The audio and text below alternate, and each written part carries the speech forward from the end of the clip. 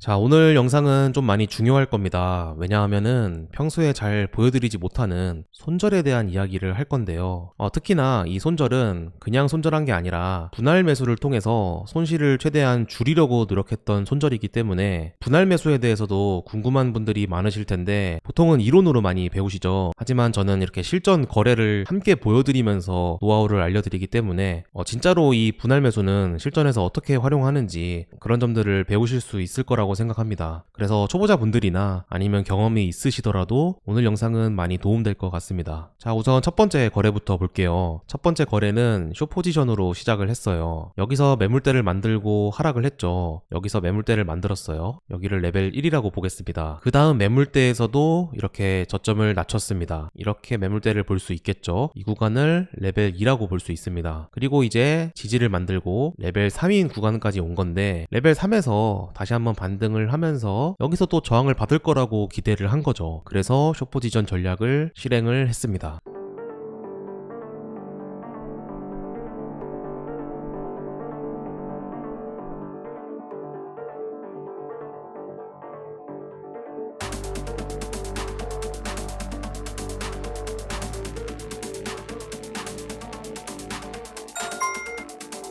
첫 번째 거래는 익절로 끝냈어요. 숏 포지션을 익절했는데 예상했던 대로죠. 이 구간에서 저항을 받고 내려가고 있었는데 여기서 제가 팔았으면 좋았겠지만 여기서 팔진 못하고 이제 반등을 하고 있는 이 와중에 청산을 해서 $20 정도 수익을 냈습니다. 기존의 움직임과는 다르게 내려가는 이 파동이 여기서 끊겼다고 본 거예요. 끊기면서 다시 반등을 하는 것처럼 보여서 저는 여기서 지지를 한 것이 여기가 주요 지지선이 될 수 있겠구나. 그렇다면 이제 여기서 또 반등을 하면서 옆으로 늘어지는 횡보가 지속되고 나중에는 큰 반등이 나올 수도 있지 않을까, 그렇게 이 시장을 그려냈습니다.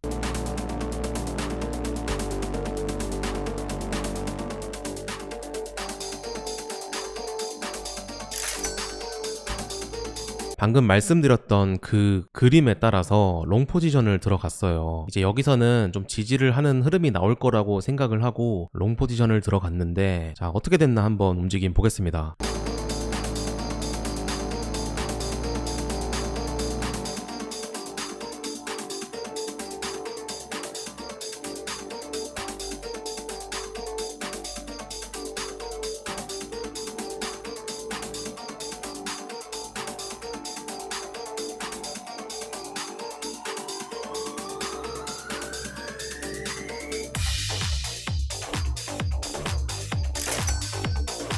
엄청 큰 급락이 나왔어요. 이런 움직임 사실 요즘에 잘 안 보여주는데 오랜만에 이렇게 큰 하락이 나왔습니다.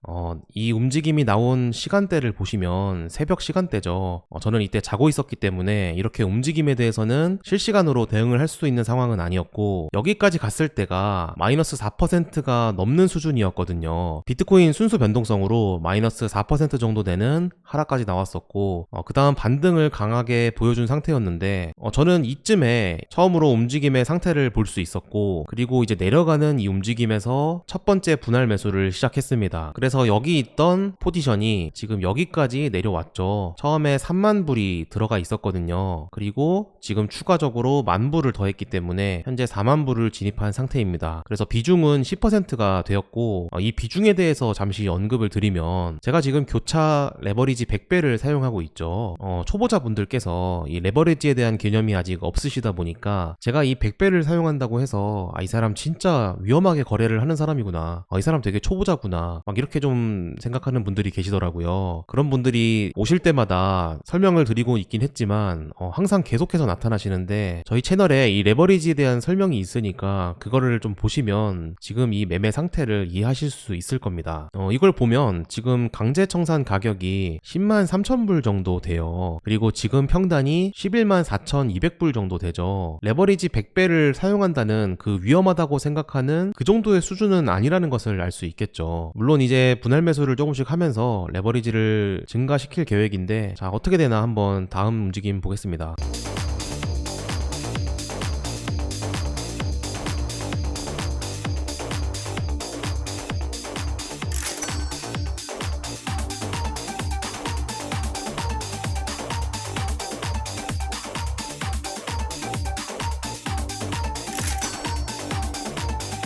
자, 이렇게 3번의 분할 매수를 추가했어요. 처음에 들어간 매수까지 합치면 총 4번을 분할해서 들어간 걸로 볼 수 있는데, 그래서 지금 평단은 여기까지 내려왔습니다. 최근에 만들었던 이 고점까지 평단을 내릴 수 있었고, 앞으로는 이제 여기서 지지를 하면서 반등을 보여주어야 최대 여기까지 올 수 있지 않을까라고 예측을 하고 있었어요. 이 하락에 대한 기준은 최근에 만든 이 저점이 되겠죠. 이 저점을 크게 이탈하지 않고 여기서 지지하는 움직임이 나와야 결국에는 2번 지지를 하면서 반등의 힘이 생길 것이다, 그렇게 생각을 했다는 거죠. 자, 최종 6만 달러를 진입했는데 어떻게 됐나 보겠습니다.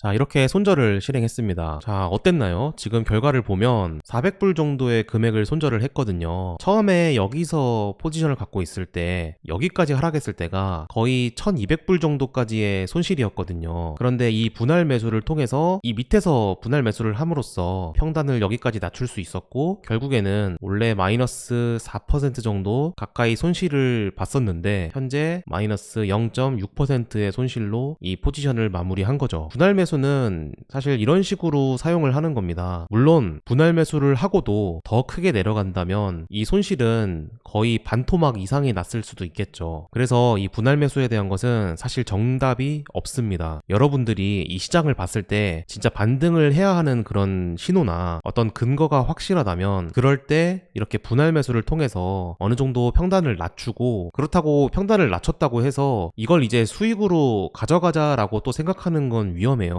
이렇게 내려가는 파동이랑 매수를 다 마치고 반등하는 파동에서도 항상 이 시장을 냉정하게 볼 줄 알아야 되며, 냉정하게 봤을 때 더 이상 여기까지는 오기 힘들 것 같다, 그렇게 정확한 판단을 해야만 이런 구간에서 손절을 할 수 있는 거거든요. 자, 트레이딩표 차트로 보겠습니다. 방금 움직임 보면 제가 여기서 손절을 했던 거였어요. 손절을 하고 움직임이 어떻게 됐죠? 더 큰 하락이 나왔어요. 이렇게 저점을 다시 한번 낮추는 하락이 나올 정도로 이 하락세는 계속 되고 있던 거였죠. 결과적으로 전 여기서 손절을 아주 잘했다고 생각을 하는 그런 시장이었습니다. 자, 이때의 상황을 좀 더 큰 화면으로 보도록 할게요. 자, 이렇게 보시면 1시간봉인데 1시간봉으로 이 과거의 움직임을 보면 사실 이 구간은 매물대가 많은 구간입니다. 제가 여기서 분할 매수로 이 포지션을 좀 살려야겠다고 생각했던 이유는 바로 여기 있는 거죠. 뿐만 아니라 저점을 또 추가로 낮추는 상태였죠. 그동안에 만들었던 이 박스권 내에서 박스권 판단 매매법을 실행한다면 이 하단에서 매수를 하는 게 원칙이고, 만약에 내려간다면 이제 저항으로 바뀔 테니까 사실 하락세를 보는 게 또 맞는 거거든요. 하지만 이게 재밌게도 요즘 비트코인은 이렇게 새로운 저점을 만들면 그때 진짜 반등이 시작되는 경우가 있기 때문에 저는 그런 특징도 잘 떠올려 봤고, 그리고 매물대가 이렇게 분명히 있다는 것도 잘 기억을 해서 반등은 분명히 나올 것이다 라고 생각을 했습니다. 결과적으로 또 이렇게 말씀하시는 분들이 계실 거예요. 이거 그럼 반등이 안 나왔으면 어떻게 했을 거냐, 손절을 제대로 했겠냐, 이렇게 생각하시겠죠. 저도 사실 모릅니다. 그때의 또 움직임을 봐야 제가 손절을 할 수 있을지, 아니면 끝까지 이것을 어떻게 하지 못하고 강제 청산으로 될 수도 있었겠죠. 그때의 상황은 결국 직접 겪어봐야 내가 이겨낼 수 있는 건지 없는 건지 알 수 있기 때문에, 물론 제가 한 가지의 이 손절 원칙은 있죠. 비트코인 순수 변동성 마이너스 2%를 넘지 않는다. 어느 정도 기준은 또 있기 때문에 저는 손절을 그래도 했을 거라고 생각은 하지만, 이 실전은 어차피 지나고 난 거에 대해서는 따져도 의미가 없습니다. 결국에는 내가 할 수 있고 내가 해야만 여기서 살아남을 수 있는 것이기 때문에 지나간 거에 대해서 반대로 생각해서 더 큰일이 났으면 어떡하냐, 이렇게 생각할 필요는 없는 거예요. 그리고 또 그런 이야기도 했었죠. 최근 저의 비트코인 시황 영상에서도 이 구간에서 제가 헤드앤숄더의 가능성을 말씀드렸잖아요. 이런 식으로 이렇게 하면서 내려가게 됐을 때 여기서 급락이 나오게 되면 이 패턴의 완성으로 보고 큰 하락이 나올 수도 있지만, 그게 아니라 여기에 움직임이 굉장히 더디다면 그러면은 점점 지지를 할 가능성에 따라서 시장 참여자들이 다시 매수를 시작할 거다, 그런 걸 보는 자리다라고 말씀을 드렸는데, 저는 이 실전 매매에서 후자에 좀 더 무게를 두었기 때문에 이런 결정을 할 할 수 있었던 것 같습니다. 자, 이렇게 해서 4,000불에서 1,000불 이상 손실까지 갔던 것을 그래도 400불 정도로 극복을 해낸 것 같습니다. 이런 상황은 많이 자주 생기면 안 되겠지만 가끔 생겼을 때는 저도 사실 좀 힘들죠. 이 손실에 대해서는 누구도 즐거운 사람은 없을 거예요. 하지만 그런 상황에서도 항상 하던 대로 이 시장을 잘 냉정하게 볼 줄 알아야 되면서 이 분할 매수도 함부로 남용하면 안 된다는 것도 꼭 기억하시면 최소한 망하는 그런 트레이딩은 하지 않을 거라고 생각합니다.